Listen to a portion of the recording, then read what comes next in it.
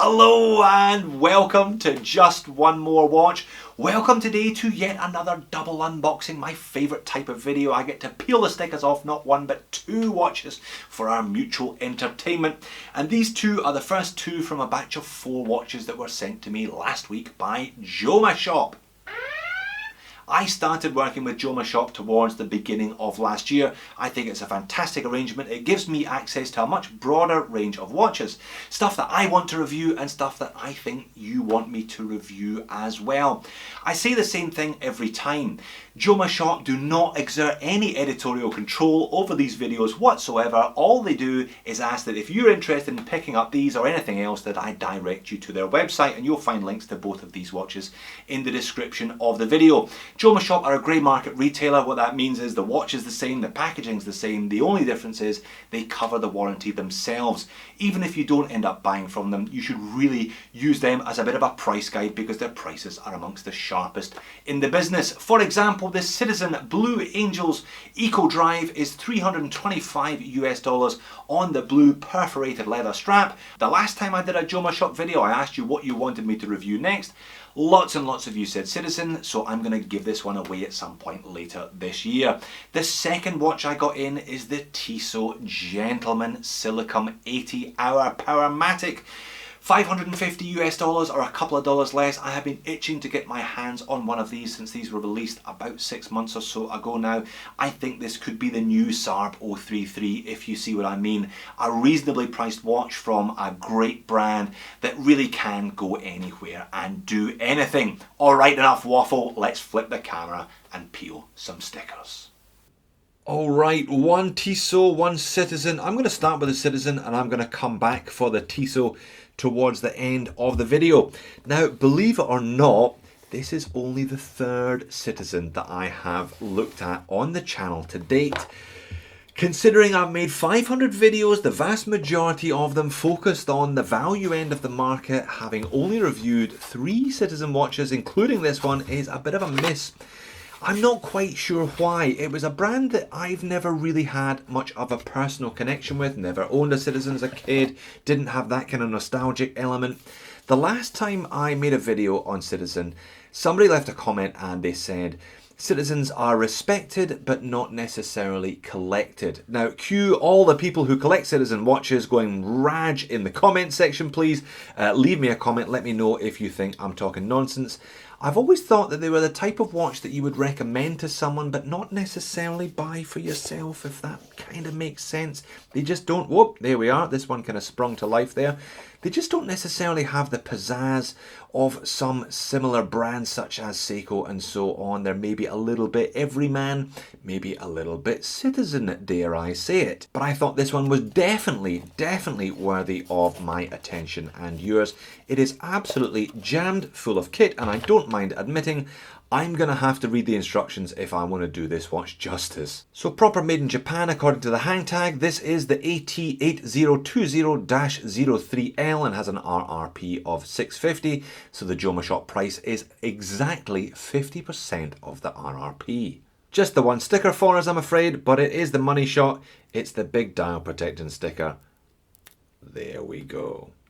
And it really is all singing, all dancing. Radio controlled, it says there, in yellow against the blue. So if you live in a part of the world that has that capability, you need only set this watch once. It is pretty much set and forget.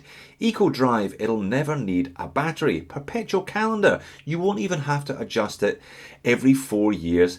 It automatically compensates for leap years. You can adjust the time zones at the touch of a button here. It's 200 meters water resistant. It's got a 1/10 of a second chronograph. It really is a kind of do everything watch, this one. Not a small watch, 43 mil in diameter with, I've never seen this before, 23 mil lug width apparently.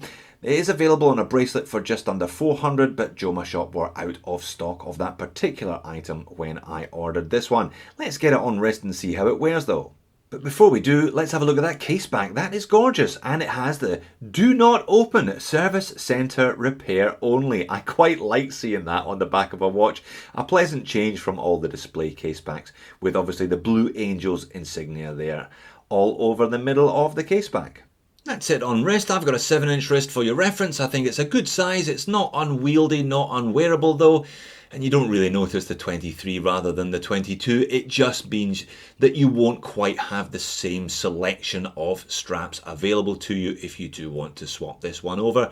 Nice fit and finish, I must say. I did notice that on the ProMaster as well. I do like that yellow ring around the bezel there, matching some of the yellow highlights on the tachymeter scale, on the chronograph hand, various insignias here and there, and of course on the Blue Angels logo on the case back. None of the pushers are signed, which is a bit of a disappointment. The crown is unsigned, but case finishing looks pretty good. Like I said, this is going to require a lengthy session with the instruction manual to do this one justice, so I will be back in a couple of months with a proper report on the EcoDrive Blue Angels. Okay then, the Tissot Gentleman. I have been looking forward, as I said, to getting my hands on one of these. I do like this style of watch. Obviously owning the Omega Seamaster Aquaterra, owning the Sarb 033, I like this kind of smart, casual, dress it up, dress it down, do anything style of watch. And I also don't mind a Tissot. The packaging, I should note, I always do note, is fantastic. You get a couple of books here, The History of a Watch Company. Really very, very impressive packaging considering the price of it. I've looked at the PR100, which I think is this watch's little brother. A couple of times actually. I looked at a chronometer COSC certified automatic version. I also looked at a quartz version, but this seems to offer quite a bit more for your money and quite a few stickers for us to peel off. And the box is quite cool. It also has these little secret compartments. I usually store the spare links to my Tissots in this one, and the warranty card and instruction manual are usually, there we go, found in the other one. So what is the hang tag telling us in this case? Well, stainless steel, 100 meters of water resistance. The rotor designates the fact that it is automatic, and sapphire with anti-reflective undercoating. The model number is T127.407.11.051.00 or Gentleman to its mates. RRP on this one, 775, so again, a chunk of money saved. Let's do the peel and reveal then.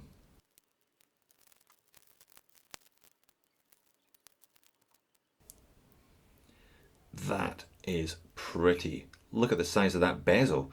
Really big shiny bezel. Makes the watch look a little smaller overall than the dimensions suggest, but it's got a bit of weight to this one. I'll pop it on the scales as soon as I peel off the rest of the stickers.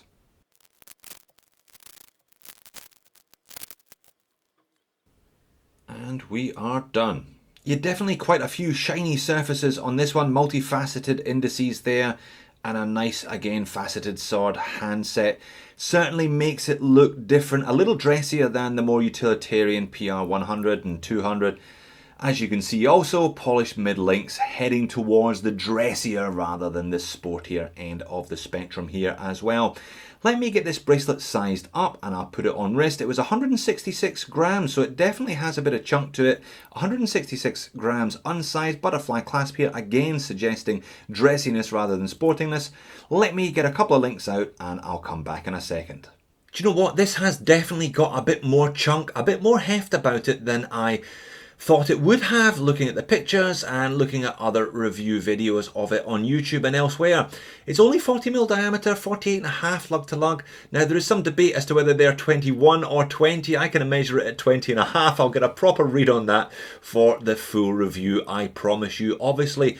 But yeah, decently weighty, 150 odd grams sized up for me, so it kind of weighs the same as a diver. So perhaps if you were into the look of the Sarb 033 but wanted something with a bit more heft, just a bit bigger than the 38.5 that it offers, this could be a very interesting proposition for you. Before we go, I'm going to pop one of those links, they were just push pins by the way, and show you the movement, which I think is another big draw of this watch.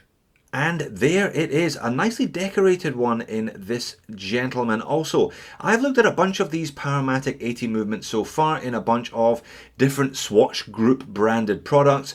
Silicone Balance Spring 25 Joules.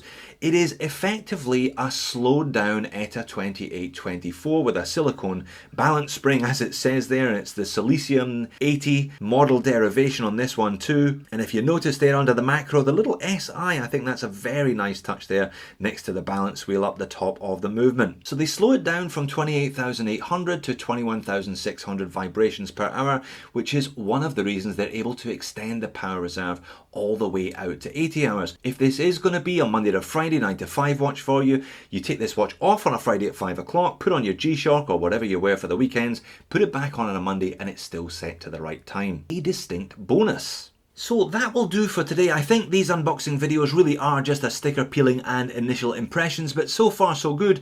Like I said, I'm going to have to break the habit of a lifetime and read up on the instruction manual on that Citizen EcoDrive to do it justice, which I really ought to do it justice considering how much tech it seems to pack. The Tissot, first impressions are good. It's certainly a little dressier than I had anticipated and a little larger than I had anticipated. But it's still very much in the running to be the new kind of $500 choice to fill the hole vacated by the Saab 033, 035 range. Thank you for watching. I will see you all soon in a future video.